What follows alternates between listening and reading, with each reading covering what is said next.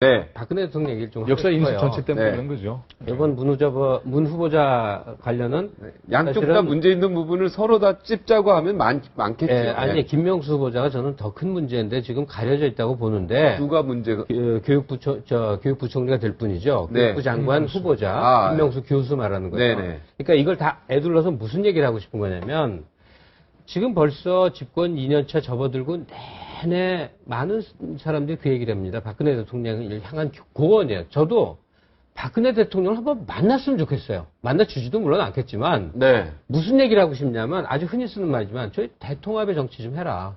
대통합이 딴 게 아니라 반대자를 함께 끌어안는 정치를 하라는 거예요. 예컨대 48%의 문재인 지지자들도 수긍하고 경우에 따라서는 어쩔 수 없다고 이렇게 따라갈 수밖에 없는 그런 정치를 해달라는 건데 그러기 위한 최소한의 장치는 극단적 인사를 국가 주요 직책에 써서는 안 된다는 거예요. 예컨대 윤창중 씨가 평소에 썼던 것, 문창국 후보자의 역사적 관점들, 김명수 이번 교육부총리 후보자의 어떤 그 교육에 대한 관점들 또 더 있습니다. 그러니까 적어도 온건파, 마더릿이라고 그러거든요. 중립적이고 온건파, 아무 소신이 없다는 의미가 아니라 적어도 균형 있게 세계관을 갖고 있고 그다음에 좌우를 애둘러서도 도덕적으로 살아왔으면서 이런 좀 세대론적으로도 조금은 젊은 층에 속하면서 이쪽을 전향적으로 찾아보면 많이 보이는데 어떻게 이렇게 올드보이에 집착을 하느냐. 왜 집착을 하냐 그랬더니 반기를 들 사람은 전혀 수용을 안 합니다. 뭐 이런 여권 인사 얘기도 든 적이 있습니다. 이건 다른 자리에서 들은 얘기예요. 박근혜 대통령이 이 사람 쓰는 문제에 대해서 전향적 태도 취하지 않는 김명수 교육부총리는 뭐가 문제가 있다고 해서 지금 이렇게 문제가 쉽게 말해서 노조는 빨갱이라고 하는 거 그 비슷한 그런 식의 일관된 관점입니다. 예컨대 전교조가 결성된 게 이 사회에 큰 해악인 것처럼 발언을 하셨어요. 저희 같은 사람이 보기에는 전교조가 있기 때문에 우리 교육이 그나마 건강해졌고 그동안 굉장히 많은 탄압을 받았습니다. 전교조가 가진 문제점도 많이 있죠. 물론 있죠. 이걸 이렇게 생각해야 그런데 될 것 같아요. 교원 노조가 없어야 된다는 관점은 이거는 제가 한 말씀 드릴게요. 예. 네. 지금 그 말씀하고 계신 게 언론을 통해서 다 그 접한 그런 내용들 아닙니까? 그 언론이라는 게 그 충분하게 전달될 수도 있고 어떤 때는 일부분이 배제돼서 전달될 수 있고 그렇기 때문에 청문회를 가자는 거지. 청문회 가가지고 김명수가 문제가 있으면 낙마를 시키는 거고 낙마시키는 게 표결로 갈 수도 있고 여론도 있는데 근데 정 교수님 표결로 간다는 얘기가 결국 우리 대표들이 결정해가지고 표결로 낙마시킬 거 아닙니까? 그래서 청문회 가가지고 문제 있으면 정 낙마시키는 교수님 이런 것도 있잖아요. 그러니까 이제 언론의 보도의 기능만 한 게 아니라 공론의 장이라는 기능도 있잖아요. 그리고 여기도 바로 공론의 장이잖아요. 그렇죠? 그러니까는 청문회라고 하는 것은 국가의 중요한 대표성을 가지고 있는 분들이 모여서 정말 공직이 있을지 없을지를 판단하고 결정하고 중요한 자료로 가지고 중요한 하는 자료죠. 거죠. 예. 근데 거기까지 가려면 상당히 많은 준비와 조사와 에너지가 필요합니다. 근데 그것을 최소화시키는 것이 옳아요. 그렇죠? 아니 청문회 하자고 우리 국회의원도 월급 주는데 그걸 최소화시킨다는 건 말이 안 되시는 거죠. 최소화시키는 건 이런 겁니다. 에너지의 낭비는 최소화시키는 게 옳죠. 그렇죠? 그것이 정말 그럴 만한 가치가 있는 자리에 있는 사람을 그럴 만한 자리에 가서 청문회를 받게 하는 것은 의미 있는 검증 과정일 거예요. 그런데 언론이 그와 같은 공론의 장에서 검증할 수 있는 기회가 충분히 있다고 한다면 치열하게 하는 것이 좋죠. 물론이죠. 이런 그 자리에서 과정도 필요한데 지금 논란의 이런- 대상이 있는 문제를 청문회를 하는 것을 어떻게 뭐 그 예산이라든가 국력 소모의 그 장으로 저는 생각하시는 그렇게 문제가 생각합니다. 있어요. 왜냐하면 교수님, 이렇게 우리가 생각할 수 국회의원들한테 월급 주는 이유가 뭡니까? 자, 그런데 법 잘 그것도- 만들고 인사청문회 일 잘하는 겁니다. 그 과정을 생각하면 안 되는 거죠. 그렇죠. 근데 그것도 선택을 잘 해야 되겠죠. 저는 그래서 어떤 마음까지 드냐면 그냥 캐도남에서 정리가 됐으면 좋겠어요. 아니 그러니까 지금 우리가 결정해 김명수 후보자의 경우에 지금 전교조에 대한 언급을 지금 문제를 삼고 하나의 사례 더 많습니다. 뭐 많은 얘기를 접어두고 전교조는요 보는 견해에 따라서는 이게 전교조의 출발점이라든지 지향하는 바를 일본 교원노조하고 비슷하게 파악하는 분들이 많이 있습니다. 일본 교원노조는 아시겠지만 어떻게 보면 극좌파 단체죠. 그러니까 사회주의 이념 교육을 실시하기 위해서 그런 거예요? 내세운 교원 노조가 극좌파라. 일본 일본 얘기. 일본 교원노조, 일본 교원노조의 경우에 얘기하시죠. 일본 교원노조 그게 신여대 몇 얘기하시는 년도 거죠? 얘기죠. 예, 일본 교원노조에서 보통 시기에 따라서 내세운 얘기를 것이 하죠. 그렇죠. 시기에 따라서 그때 얘기를 하셔야지. 진교육을 내세우면서 일본 교원노조가 활동을 했습니다. 거기서 참진자를 써서 이제 진교육을 내세웠는데 그거는 사회주의 이념 교육이 정말 참된 교육이다. 그러면서 학생들에게 사회주의 교육을 어려서부터 시켜서 혁명 역량을 강화하고 혁명 일꾼들을 키우자. 이게 뭐 일본의 유명한 적군파하고도 뭐 연계가 됩니다만 전교조가 1989년인가요? 이제 처음 등장하면서 내세웠던 게 참교육이죠. 이게 어떻게 우연의 일치인지는 모르겠지만 일본 교원노조가 내세웠던 진교육하고. 참진자를 좀 진교육하고 그냥 참진자를 참으로 한 글자 바꾼 것밖에 차이가 없거든요. 똑같은 그리고 거죠. 글자 바꾼 거기에 게 아니라 따라서는 똑같은 전교조에 속해 있는 교사들의 전부는 아니겠습니다만 일부의 교육 정책이라든지 방향에 있어서 사회주의 이념 교육을 지향하고 있다고 못 볼 바가 아닙니다. 김영남 그런 의미에서 변호사님. 얼마든지 아니, 김영남 김영남 버전은 변호사님. 문제 지적을 할 수 있는 새누리당의 거죠. 하태경 의원이 극좌 사회주의자 맞습니까? 강철 서신 김영환 씨가 김일성 추종자 맞습니까? 전향했죠. 전향이라고도 말할 수 있는데요. 1980년대의 사상적 혼란기에 어떤 인식을 가졌다가 사회 변화와 특히 동구 몰락과 더불어서 인식의 변화가 왔죠. 그렇게 전향한 사람은 아니 그 얘기를 하는 하지만 게 아니라 안 하고 30년 전의 시대 상황을 그대로 고집하고 있는 사람들이 많기 때문에 우리에게 주어진 문제입니다. 시대 환경과 그 변화 속에서 사상은 고민을 합니다. 그리고 그 고민 과정 속에 계속해서 새로운 뭐 전진도 있고 뭐 여러 가지가 있겠죠.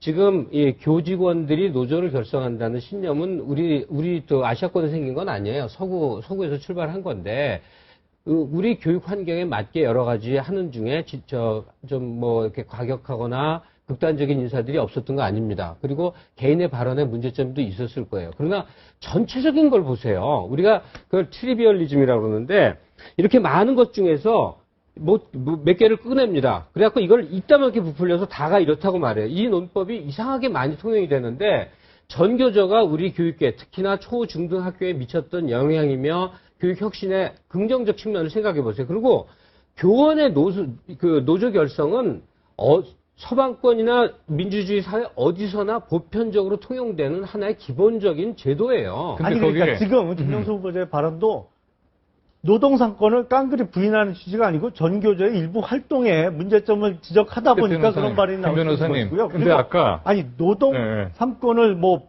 깡그리 부인하는 게 아니지 않습니까 지금? 근데 김 그건 변호사님, 인정돼야죠. 정당한 김 변호사님. 노조 활동은. 아까 얘기를 하실 때에 저는 그렇게 변론을 하시는가 좀 의문이 들 정도였는데 일본의 교원노조의 극자성을 충분히 다 얘기해놓고 징조기라는 표현을 썼고 그다음 참교육을 썼으니까 그렇게 볼 수도 있지 않느냐. 아니죠. 이게 그 오해를 이후의 살 수 있다. 활동도 아니 잠깐 예, 아까 그런 그 이후의 말씀을 활동도 하셨으니까 판단 근거가 그런 되는 거죠. 형태의 근거 제시는 상당히 위험한 건 알고 계시죠? 그렇죠? 아니요. 유사성과 제가 동일성은 다른 것이니까. 인교육, 그다음에 참교육 하나만 그러니까 얘기하는 게 아니지 지금 않습니까? 이제 하나 먼저 얘기하셨으니까 저 그걸 짚는 거예요. 얘기하신 걸 짚는 거예요. 유사성과 동일성은 좀 다릅니다. 그렇죠? 그건 굉장히 위험한 방식이에요. 아니죠, 알고 아니죠. 있잖아요. 그다음 또 하나는 제가 왜냐하면 그런 취지로 말씀드린 게 아니, 아니고 그런 취지로 전교조의 일부 들렸습니다. 활동도 분명히 언급을 자, 했는데 그다음에 또 하나는 그거 참교육, 진교육 말씀만 하시는 게 지금 그게 아니라 사실이 아닌 거를 그 얘기를- 부정사실로 전제하고 계속 그 말씀하시는 얘기를 거죠. 하신 거는 변호사님이세요. 그렇죠? 그 얘기를 하신 건 아무도 없습니다. 변호사님이 하신 근데 거예요. 제가 하나 그렇죠? 여쭤볼게요. 또 하나. 예.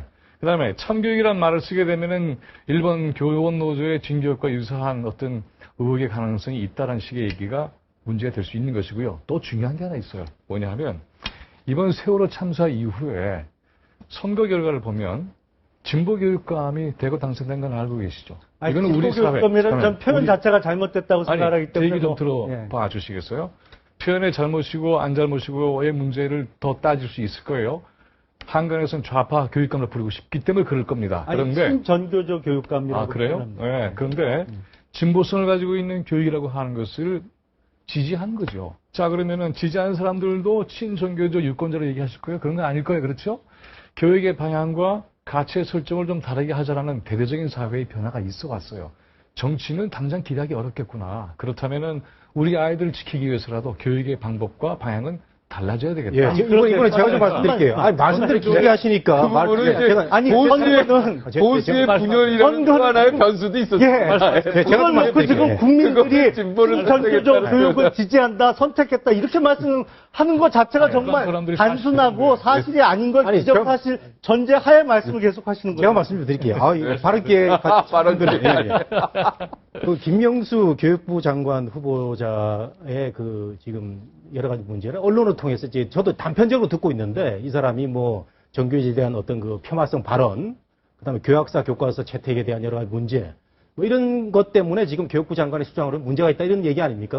저는 이거는 이제 저 청문회 가가지고 한번 따져보고요. 그 다음에 이제 정교조 문제가 나왔으니까 말씀인데 조금 전에 우리 김 교수님께서는 진보 교육감의 탄생을 보면은 우리 국민들이 진보 교육을 지지를 했다고 이렇게 그건 어부질입니다. 어부질이 38%의 득표율로 그 서울시 교육감이 된 거 아닙니까? 뭐 다른 데도 마찬가지고요. 보수가 분열하다 보니까 진보 교육인지 뭐 이런 데 지지가 없이 자연스럽게 진보 교육감이 탄생을 한 거죠. 근데 선거 결과에 더 재밌는 것은요. 어.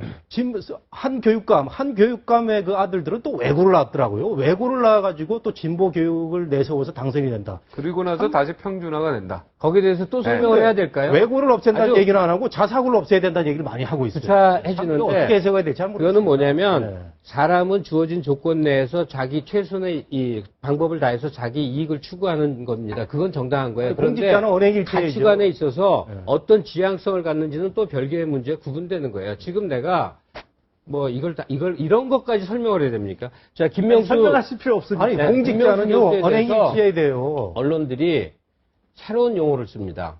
재밌어요. 그건 뭐 어떤 매체가 상관없이 극보수라는 용어를 씁니다. 김명수 부총리 후보자에 예, 대해서. 교육부 후보자에 대해서 보수. 보니까 이게 왜 이런 용어를 썼을까 했더니 극우라고 쓰기가 좀 불편했던 거예요. 그러니까 좀 온건하고 보수적인 지면들에서 극우라고 쓰기가 좀 뭔가 좀 이렇게 걸리니까 극보수라는 용어를 쓰고 있는 겁니다. 극우, 극좌는 흉기입니다. 사회적 폭력을 수반해야죠. 근데 제가 그렇죠. 김광수 그래서- 평론가님을 평소에 좋아하는데 항상 무슨 진보, 보수, 극우, 극자, 좌파, 우파 이런 표현을 많이 쓰시는데 저는 제가 김 평론가를 굉장히 자유주의자로 제가 그런 생각하거든요. 부분을 제일 싫어하는 사람이거든요. 제일 많이 쓰세요. 그런데 그런데 저더러 김정은을 추종하는 종북 빨갱이란 말을 듣고 난 다음부터 더 이상 웃을 수가 없고 이거는 완전히 우리가 그 블라인드 이게 네. 목매 시대에 접어들었구나 네. 이런 생각이 들어서 저도 종북주의자로 근데 일부에서. 문창극 총리 후보 문제나 또는 이제 특히 이제 개각 내용 가운데 이제 김명수 이런 사람들이 거론되는 이유가 있는 것 같아요. 뭐냐 하면 세월호 참사를 겪고 난 다음에 우리 사회가 도대체 어디로 갈까에 대한 깊은 고민들이 시작됐잖아요. 진보교육감 어부질이라고 얘기를 하셨지만 거기에 반영된 40% 가까운 사람들의 지향점이 분명히 있는 겁니다. 그렇죠? 자, 그러니까는 이걸 담아낼 수 있는 개각, 정부 체제가 되는 게 마땅한 거예요. 그런데 거기에 대한 고민의 흔적이 전혀 안 보인다는 것이 큰 문제예요, 첫째. 그 다음에 또 하나의 문제는 뭐냐 하면 특히 이제 김명수, 문창거 이 두 사람은 공통점을 많이 가지고 있어요. 특히 역사인식에 대한 공통점을 굉장히 많이 가지고 있죠. 그래서 거론되는 거 아니겠습니까? 그렇다고 한다면 다시 얘기로 돌아가서 박근혜 대통령 본인과 박근혜 정부가 이러한 역사인식을 같이 공유하고 있는 건가? 네. 동의하고 있는 오늘 건가? 여기에 대해서 오늘 시간이 다 갔어요. 명하게 빨리. 설명해야 될 거라고. 네. 자, 59초에 일단 다시 돌아오겠습니다. 최경환 후보자